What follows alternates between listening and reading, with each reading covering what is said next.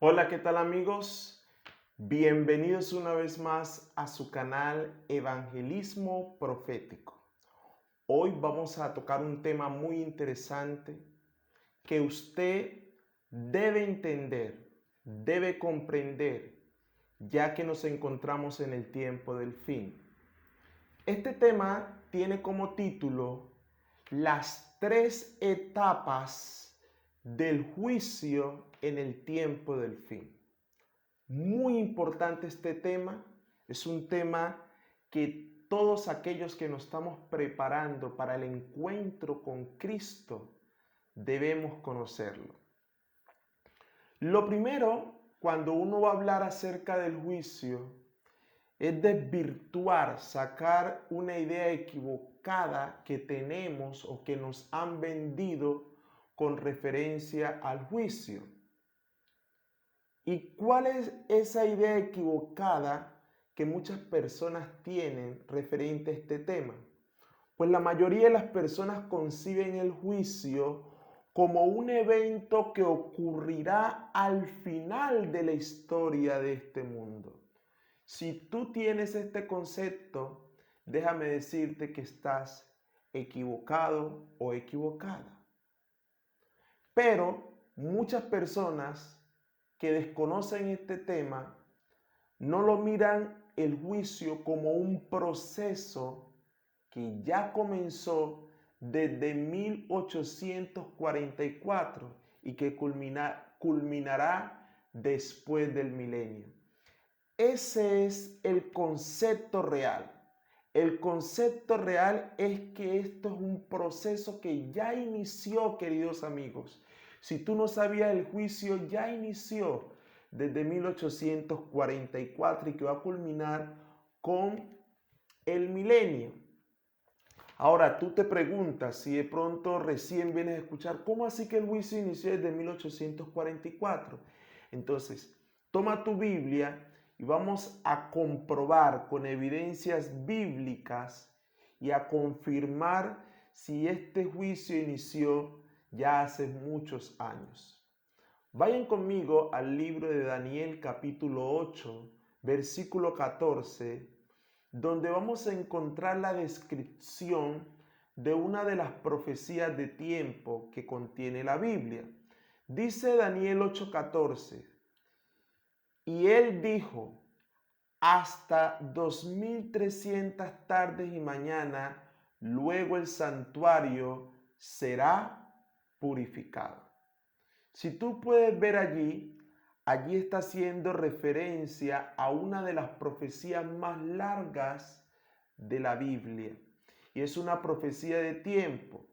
¿Cómo así que una profecía de tiempo? Todas las profecías de tiempo tienen una fecha determinada en la cual se cumple esa profecía.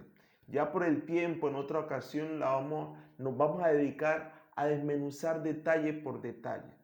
Pero cuando ya lo entendemos esta profecía, nosotros nos damos de cuenta en qué año se cumplió la profecía de las 2300 tardes. Pues en el estudio bíblico que se hace es de que en 1844 exactamente se cumple esta profecía. Ahora, ¿y qué sucede cuando se cumple la profecía de las 2300 tardes y mañana en 1844? Pues recuerda el versículo que acabamos de leer.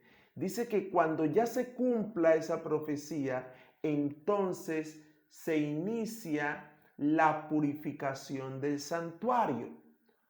Para los que de pronto no conocen, cuando Moisés hizo el santuario terrenal, Dios le mostró un modelo conforme el que ya existía en el cielo. El santuario está dividido por el atrio exterior, el lugar santo y el lugar santísimo. Cuando Jesús vino a esta tierra, murió y resucitó y fue al cielo, Él entró en el lugar santo, donde se fue a presentar por nosotros para poder justificarnos con sus méritos, con su sangre y su vida perfecta. Pero en 1844, cuando se cumple esta profecía, Jesús pasa del lugar santo al lugar santísimo. Entonces, ¿con qué evento se empieza la purificación del santuario? La purificación del santuario se da con el inicio del juicio investigador. Claro, amigos, desde 1844 inicia el juicio para hacer la purificación del santuario. Así que, ¿dónde comprobamos eso? Vayan conmigo a la Biblia, en el libro de Daniel capítulo 7, versículo del 9 al 10. Dice lo siguiente: estuve mirando hasta que fueron puestos tronos, y se sentó un anciano de días cuyo vestido era blanco como la nieve, y el pelo de su cabeza como lana limpia, su trono llama de fuego, y las ruedas del mismo fuego ardiente. Paremos allí en el versículo 9. El anciano de días, aquí en la profecía de Daniel, simboliza a nuestro Dios Padre. Sigue diciendo el versículo 10. Un río de fuego procedía y salía delante de él. Millares de millares le servían y millones de millones asistían delante de él. El juez se sentó y los libros fueron abiertos. El primero que se sienta en el juicio, en la visión que ve Daniel, es que se sienta primero el anciano de días, que es Dios. Luego, si tú vas conmigo al versículo 13, dice que Daniel sigue mirando y dice: miraba yo en la visión de la noche, y he aquí con las nubes del cielo venía uno como un hijo de hombre, que vino hasta el anciano de días y le hicieron acercarse a él.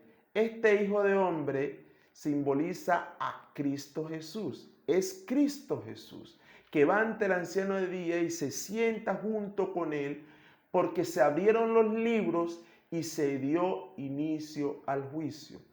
¿Cuándo sucede este evento? Este evento sucede exactamente en 1844, cuando Jesús es llevado del lugar santo al lugar santísimo para dar inicio a lo que es el juicio. Así que este es el preámbulo muy importante que tú debes de conocer antes de poder explicarte cómo se va a desarrollar este juicio. Tiene 3 etapas muy importantes. La etapa número 1 se da antes de la segunda venida de Jesús. Y esa primera etapa se le llama el juicio investigador. La segunda etapa que se va a desarrollar es durante los 1000 años que vamos a estar en el cielo. Y esa se le llama la etapa de la sentencia. Y la tercera etapa, que es la que se va a desarrollar después de los 1000 años que vamos a estar en el cielo, se le llama la etapa de la ejecución de la sentencia. Así que entonces vamos a iniciar explicando por qué la primera etapa se le llama el juicio investigador. Muy bien, ¿por qué se le llama juicio investigador? ¿Saben por qué? Porque el anciano de días que se sentó en el juicio y Jesús necesitan hacer una investigación con el fin de determinar quiénes tienen derecho de pertenecer al reino de Cristo. O sea, se le llama juicio investigador porque es allí donde el Padre y Jesucristo hacen una investigación, y con base a esa investigación van a determinar quiénes tienen derecho a pertenecer al reino. ¿Y quiénes son en esta primera etapa los únicos que son juzgados? ¿Saben quiénes son? Los que profesaron alguna vez el nombre de Jesucristo. Todos aquellos que nos llamamos una vez cristianos, a estas personas en esta primera etapa son los únicos que van a ser juzgados. ¿Y cuál es el propósito de juzgar a estas personas que profesaron el nombre de Jesucristo? El propósito es revelar quiénes en verdad se arrepintieron de sus pecados, los confesaron y tuvieron una fe genuina en Jesús. Para eso se va a hacer esa investigación, para ver si en realidad se arrepintieron de esos pecados. Y también porque no todos los que profesaron el nombre de Jesús fueron verdaderos creyentes, ya que en la iglesia hay creyentes genuinos y creyentes falsos. Pues no todos los que profesamos ser miembros lo somos en realidad. Y cuando la investigación se haga y termine, entonces el reino de Jesús estará completo y el Padre se lo entregará a Cristo. Así que cuando usted escuche el juicio investigador, es donde se va a revisar la vida de todos los que profesamos ser creyentes. Yo creo que aquí debemos hacer una reflexión muy profunda. ¿Eres tú realmente cristiano o cristiana? ¿Te has arrepentido verdaderamente de tus pecados? Recuerda que tu vida va a ser revisada por los ojos del anciano de día y de Jesucristo, y ellos determinarán si yo lo que profesé ser es en realidad. Es por eso que hay muchas evidencias para confirmar lo que yo te estoy diciendo. Por lo menos, no lo vamos a leer, pero te quiero dar las referencias. La Biblia habla que en la iglesia hay trigo y también hay cizaña. Eso lo dice Mateo capítulo 13, versículo del 24 al 30 y también al 43. También la Biblia habla de la red, y en la red del evangelio reúne en la iglesia peces buenos y también peces malos. Eso lo habla Mateo capítulo 13, del 47 al 50. También la Biblia habla de que hay vírgenes sabias y vírgenes fatuas. Eso lo habla Mateo 25, del 1 al 3. También la Biblia habla un relato de que en el salón matrimonial hay huéspedes que tienen el manto de boda y otros que no lo tienen. Eso lo habla Mateo 22, del 1 al 14. También entre los que profesan el nombre de Cristo hay personas que dicen Señor, Señor, hay un relato, pero no hacen la voluntad del Padre. Eso lo habla Mateo capítulo 7, del 21 al 23. También en la iglesia hay lobos que están vestidos ¿de qué? De ovejas. Eso lo habla Mateo capítulo 7, versículo 15 y Hechos capítulo 20, versículo 29. Bueno, y todas estas evidencias son las que confirman el por qué se está llevando a cabo en estos momentos el juicio investigador. Porque muchos, como todos los ejemplos bíblicos, profesamos ser cristianos o creer en Jesús. Ahora pasemos rápidamente a la segunda etapa. Ya cuando se termine el juicio investigador, pasamos a la etapa que tiene como función dictaminar la sentencia. ¿Y cuándo inicia esta sentencia? Esta sentencia inicia cuando termine el juicio investigador. ¿Y cómo va a terminar el juicio investigador? Vayan conmigo al libro de Apocalipsis capítulo 22, versículo 11. Dice la palabra del Señor: el que es injusto, sea injusto todavía. Y el que es inmundo, sea inmundo todavía. Y el que es justo, practique la justicia todavía. Y el que es santo, santifíquese todavía. Así concluirá el juicio investigador. Ya no hay reversa atrás. Ya está definido el destino eterno tuyo, el mío y de todas las personas que existen y existieron en este mundo.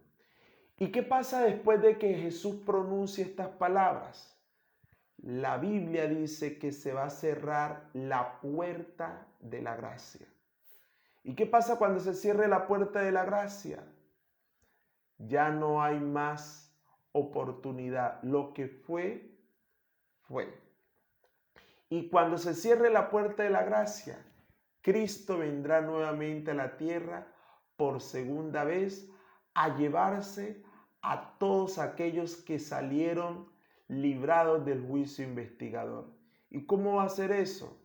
¿Cómo va a ser la venida del Señor Jesús? Vayan conmigo al libro de 1 Tesalonicenses capítulo 4, versículo del 16 al 17. Dice lo siguiente: porque el Señor mismo, con voz de mando, con voz de arcángel, con trompeta de Dios, descenderá del cielo, y los muertos en Cristo resucitarán primero. Luego nosotros, los que vivimos, los que hayamos quedado, seremos arrebatados juntamente con ellos en las nubes para recibir al Señor en el aire, y así estaremos para siempre con el Señor. Quiere decir que cuando Cristo venga, resucitarán todos aquellos cristianos que en el juicio investigador, a pesar de que están muertos, pero antes de morir vivieron una vida que honraba y glorificara el nombre del Señor. Jesús los resucitará. Y de entre los vivos que realmente llevan una vida de acuerdo a la voluntad, se unirán con los que resucitaron y se irán con el Señor. Entonces debes de estarte preguntando, bueno, ¿y qué pasó con los que no se fueron con Jesús? Pues saben, la Biblia dice en el libro de Apocalipsis capítulo 20, versículo 5, pero los otros muertos no volvieron a vivir hasta que se cumplieron 1000 años. Esta es la primera resurrección. Quiere decir que cuando vino Jesús, cuando venga Jesús, habrán dos grupos de muertos: los que resucitarán y los que no van a resucitar. De entre los vivos habrá un grupo que se unirá con los que resucitaron para irse con Jesús, y los otros que estaban vivos en la venida del Señor Jesús quedarán muertos con el resplandor de su venida. Luego, todos aquellos que se van con Jesús van al cielo durante 1000 años, lo cual la Biblia lo llama el milenio. ¿Y qué se hace durante ese milenio? ¿Qué parte de ese milenio se va a utilizar para hacer algo que describe el libro de Apocalipsis capítulo 20, versículo 4? Vayan conmigo. Y vi tronos y se sentaron sobre ellos los que recibieron facultad de juzgar. Y vi las almas de los decapitados por causa del testimonio de Jesús y por la palabra de Dios, los que no habían adorado a la bestia ni a su imagen, ni recibieron la marca en su frente ni en sus manos, vivieron y reinaron con Cristo 1000 años. Estas personas que se van con Jesús ahora que Él venga, se van a sentar y van a recibir la facultad de juzgar a todos aquellos que cuando vino Jesús quedaron muertos en la tierra. Allí durante esos 1000 años durante esa etapa de ese juicio, vamos a ver el por qué se perdieron. ¿Por qué no están allá con nosotros en el reino de los cielos? Personas muy amadas, personas que profesaron una piedad, que los admirábamos mucho, quedarán acá en la tierra. ¿Y por qué? Durante esos 1000 años Jesús nos va a mostrar las razones por qué se perdieron. Y cuando ya se termine todo ese proceso, ¿sabe qué vamos a decir todos los redimidos a una misma voz? Justos y verdaderos son tus juicios, Señor. Y allí es donde ahora aparece el Padre y le entrega el reino a Cristo y a todos los santos. Y de esta manera termina ya la segunda etapa, que es la sentencia que se pronuncia durante el milenio, que vamos a estar allá durante esa etapa del juicio. Ahora pasamos a la tercera y última etapa, que es la recompensa. Dentro de esta recompensa es darle a los que se salvaron cuál va a ser la recompensa, y a los que se perdieron cuál va a ser su recompensa. Empecemos primero con los que se perdieron. ¿Qué dice la Biblia frente a este caso? Dice en el libro de Apocalipsis capítulo 20, versículos del 7 al 8 lo siguiente: cuando los 1000 años se cumplan, Satanás será suelto de su prisión. ¿Cómo será suelto Satanás de su prisión? Que todos esos que estaban muertos van a resucitar. Y entonces saldrá a engañar a las naciones que están en los 4 ángulos de la tierra, Gog y Magog, a fin de reunirlos para la batalla, el número de los cuales es como la arena del mar. y subieron sobre la anchura de la tierra y rodearon el campamento de los santos y la ciudad amada, y de Dios descendió fuego del cielo y los consumió. Quiere decir que cuando venga descendiendo Jesús con todos los redimidos en la ciudad santa, dice, mientras ellos están acá vivos, ya resucitados, dice que de el trono de Dios sale fuego y los consume. O sea, la recompensa para los que se perdieron es que el fuego los va a consumir y van a dejar de existir eternamente. Entonces, viene algo muy importante y es de que nosotros podamos ver cuál va a ser el resultado. Y eso va a ser el resultado de los que se perdieron. Luego, ¿cuál será la recompensa para los que se salvaron? Pues en el libro de Isaías capítulo 65, versículo del 17 al 19 dice lo siguiente. Porque he aquí yo crearé nuevos cielos y nueva tierra, y de lo primero no habrá memoria, ni más vendrá el pensamiento. Mas os gozaréis y os alegraréis para siempre en las cosas que yo he creado. Porque he aquí que yo traigo a Jerusalén alegría, y a su pueblo, y nunca más se oirá en ellos voz de lloro ni voz de clamor. Versículo 21. Edificarán casas, morarán en ellas, plantarán viñas y comerán del fruto de ellas. Y no edificarán para que otro habite, ni plantarán para que otros coman, porque según los días de los árboles serán los días de mi pueblo, y mis escogidos disfrutarán las obras de sus manos. Quiero explicarte algo muy importante. Cuando desciende el fuego, consume a los que se perdieron, pero ese fuego va a purificar la tierra donde no va a quedar ni raíz ni rama de pecado. Ya cuando la tierra sea purificada, nosotros los redimidos vamos a ver a Jesús creando nuevamente la tierra, recreándola, organizando la tierra de tal manera que nosotros podamos allí vivir gozosos, felices y para siempre, donde vamos a poder plantar, construir nuestras viñas y vivir para siempre felices, donde no va a haber lloro, ni llanto, ni clamor. Y esa ciudad amada que venía descendiendo con los redimidos va a ser implantada en la tierra. ¿Y cuál va a ser el objetivo de esa nueva Jerusalén aquí en la tierra? ¿Saben? La Biblia dice en el libro de Isaías capítulo 66, versículo 23. Y de mes en mes y de sábado en sábado vendrán todos a adorar delante de mí, dice Jehová. Cada sábado iremos allá a la santa ciudad a adorar al Rey de Reyes y Señor de Señores. Y así culminará todo este proceso del juicio en el cual esperamos, por la gracia de Dios, que nosotros seamos parte de los redimidos y de los salvados, que vamos a vivir felices para siempre. Este ha sido nuestro estudio de hoy. Espero que esto te haya llevado a la reflexión, a mí también, y que sobre todo recuerda que estamos en el juicio y que no hay tiempo que perder y que todas nuestras acciones van a ser revisadas por el mismo Señor Jesucristo. Así que Dios te bendiga, Dios te guarde. Si no te has suscrito a mi canal, por favor suscríbete, dale like, pero sobre todo comparte este video con todos tus amigos. Dios te bendiga y Dios te guarde.